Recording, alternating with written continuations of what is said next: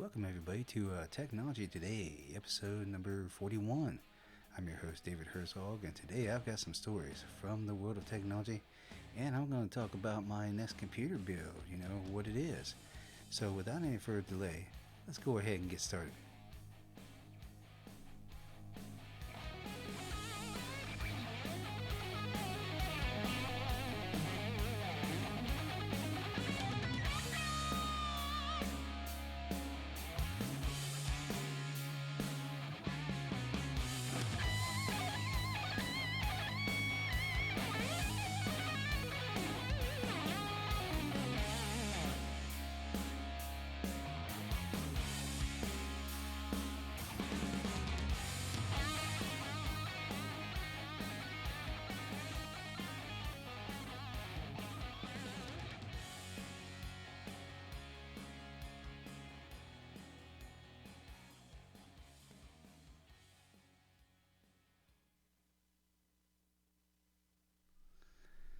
Well, hey everybody, what's going on? Technology Today here, David Herzog, episode 41.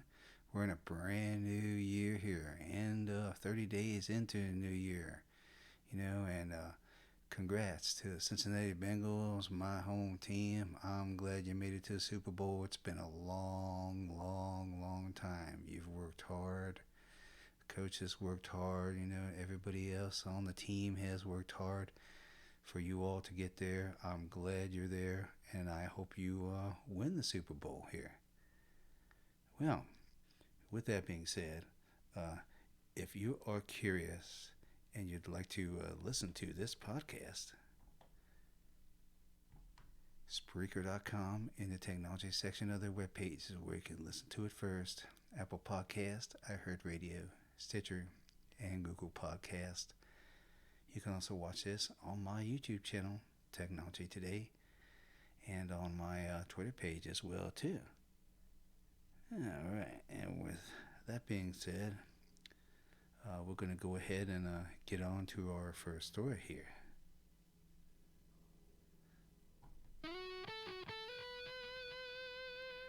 Alright, the FBI warns of malicious QR codes used to steal your money. Those little things and stuff that have all the little squares that have the little the black and white in them and stuff. Those are what QR codes are. And the Federal Bureau of Investigation, FBI, warned Americans this week that cybercriminals are using maliciously crafted quick response QR codes to steal their credentials and financial information. The warning was issued as a public service announcement published on the Bureau's Internet Crime Complaint Center, IC3, earlier this week. According to the FBI, crooks are switching legitimate QR codes used by businesses for payment purposes to redirect potential victims to malicious websites designed to steal their personal and financial information, instead install malware on their devices, or divert their payments to accounts under their control. After the victims scan what looks like legitimate QR codes, they get sent to cybercriminals' phishing sites where they are prompted to enter their login and financial information. Once the information is entered, it gets sent to the cybercriminals, who can use it to steal money using hijacked banking accounts. Also, according to the FBI, while QR codes are not malicious in nature, it's important to practice caution when entering financial information, as well as providing payment through a site navigated to through a QR code. Furthermore, the FBI advises Americans to pay attention to the URL they're sent to after scanning QR codes, and to always be cautious when entering their data after scanning a QR code, and to make sure that physical QR codes haven't been covered with malicious ones. And this is one thing you should always do. You should also avoid installing apps via QR codes or installing QR code scanners. Instead, use the one that comes with your phone's OS.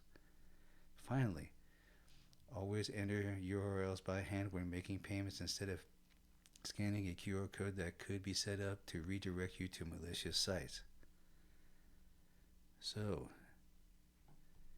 if you are a person or persons who scans QR codes, might want to be careful.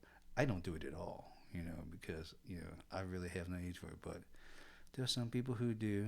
If you're one of the persons that does this, you might want to be aware of the QR code that you scan, because it could be taking you to a malicious website that's going to steal your financial data. You always got to be aware and be vigilant.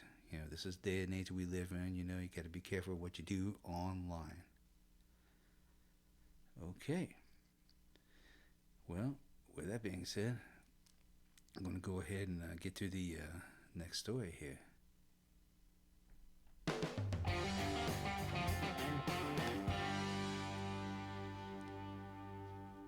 The CISA adds 17 vulnerabilities to list of bugs exploited in attacks. This week, the Cyber Security and Infrastructure Security Agency, also known as CISA, added 17 actively exploited vulnerabilities to the known exploited vulnerabilities list. The known exploited vulnerabilities catalog is a list of vulnerabilities that have been seen abused by threat actors in attacks and that are required to be patched by federal civilian executive branch agencies. The vulnerabilities listed in the catalog allow threat actors to perform a variety of attacks, including stealing credentials, gaining access to networks, remotely executing commands, downloading and executing malware, or stealing information from devices. With the addition of these 17 vulnerabilities, the catalog now contains a total of 341 vulnerabilities and includes the date by which agencies must apply security updates to resolve the bug. A few of these 17 additional vulnerabilities that are required to be patched are CVE 2021 32648, CVE 2021 35247, which were disclosed the past week to be actively exploited in attacks.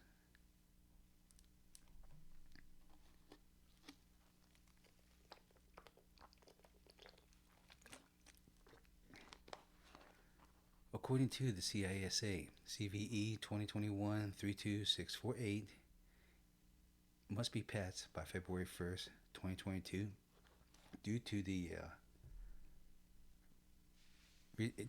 because it was recently used to hack and deface Ukrainian government websites. And the new SolarWinds, everybody's heard about SolarWinds. If you follow technology like I do, SolarWinds. And the new SolarWinds server and proper input validation vulnerability tracked as CVE 2021 35247 was discovered by Microsoft to be exploited to propagate Log4j attacks to Windows domain controllers configured as LDAP servers.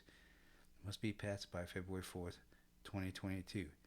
These dates are coming up, so these vulnerabilities here, 32648 and 35247, have to be patched by the 32648's got to be patched by tomorrow, which is 1st February. The 35247 one has to be patched by February 4th. So those are coming up. Finally, it's strongly recommended by the CISA that all security professionals and admins review the known exploited vulnerabilities catalog and patch any known existing exploited vulnerabilities within their environment. So, I'd say a system admin's work is never done, is it? Yeah. Always have to be on guard. Alrighty, we're getting into everything here. That's good. Okay, Now we're going to go to the final story here, so here we go.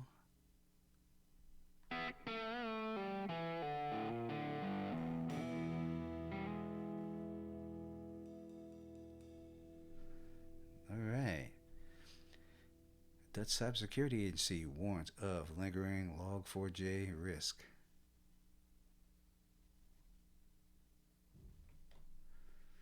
In a warning issued this past Thursday, the Dutch National Security Center (NCSC) said organizations should still be aware of risk connected to Log4j attacks and remain vigilant for ongoing threats. Even though the aftermath of recent incidents connected to Log4 shell exploitation was not too bad, because many organizations have acted quickly to mitigate these critical vulnerabilities, the NCSC says that threat actors are most likely still planning to breach new targets. So you cannot let your guard down any. According to the Dutch Cybersecurity Agency, it's expected that malicious parties will continue to search for vulnerable systems and carry out targeted attacks in the coming period. It is therefore important to remain vigilant. The NCSC advises organizations to continue to monitor whether vulnerable systems are used and to apply updates or mitigating measures where necessary. Furthermore, the NCSC advises directors to stay alert by informing themselves about Log4j and the possible impact of abuse on business continuity. Log4j vulnerabilities, including Log4 shell, are a very appealing attack vector for both financially motivated and state-backed attackers, given that the open source Apache Log4j logging library is used in a wide range of systems from dozens of vendors.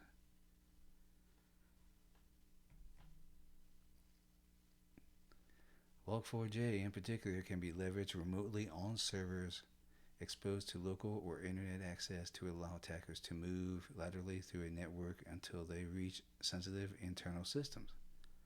After its disclosure, multiple threat actors started deploying Log4 shell exploits, including hacking groups linked to governments in China, Iran, North Korea, and Turkey, and access brokers used by ransomware gangs.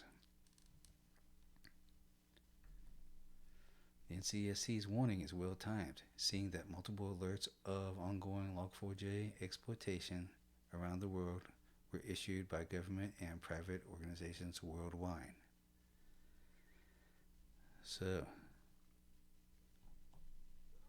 it's a never-ending battle that we have to engage in when we're engaging in our online activity to keep ourselves safe and secure, and our networks of our homes safe and secure, and our employers have to keep the the network of our jobs safe and secure. All right. Okay. Well, we're getting ready here for the technology tip of the day, and I got a little presentation here for everybody here to show those who are watching. It's about my next computer build that I'm going to be building.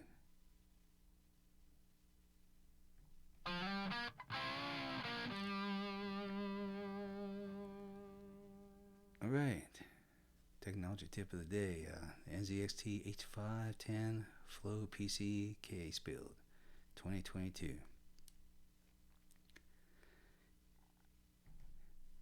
And this is going to be my next computer build for 2022. And it's going to be in an NZXT H510 Flow PC case. And the contents of this PC will have Intel's 11th generation parts installed inside of it. And I have a brief picture for everyone who is watching today. There is the case in question right there, as you can see. NZXT H510 Flow. It's got nice airflow in it. It's a nice case to work in. It's going to be real easy to put the parts in. You can the standoffs of the motherboard are not fixed inside the case. You can move them around, which makes it easier to put any size board that you want to inside this case. And you're wondering, what type of what kind of parts I'm going to be putting in this computer here. Well, here's a list of all the parts. Starting with the ASUS Z590 A Prime 1200 ATX motherboard, Intel Core i7 11700K, Rocket Lake LGA 1200 processor, Corsair Vengeance RGB Pro 32GB, two 16GB RAM sticks, DDR4 3200 memory speed memory kit, Samsung 980 Pro SSD, 2TB M.2 NVMe interface, PCIe Gen 4x4 internal solid state drive,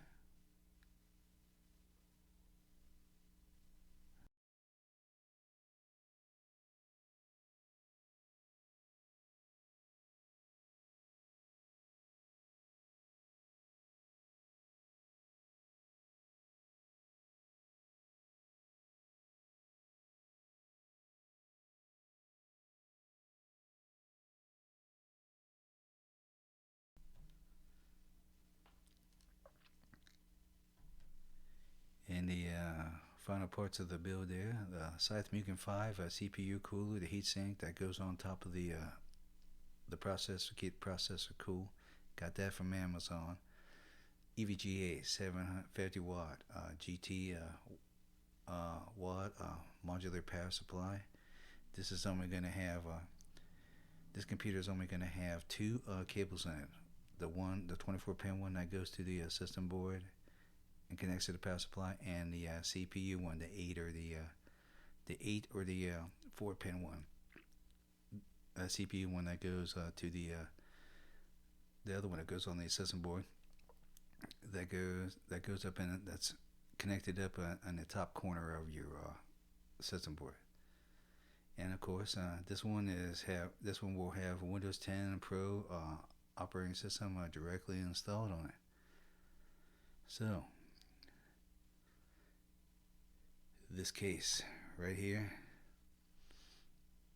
this computer is going to be my greatest build. It's going to be my second NVMe SSD build that mounts SSD that mounts directly on the system board itself. That works off of PCI Express. All right.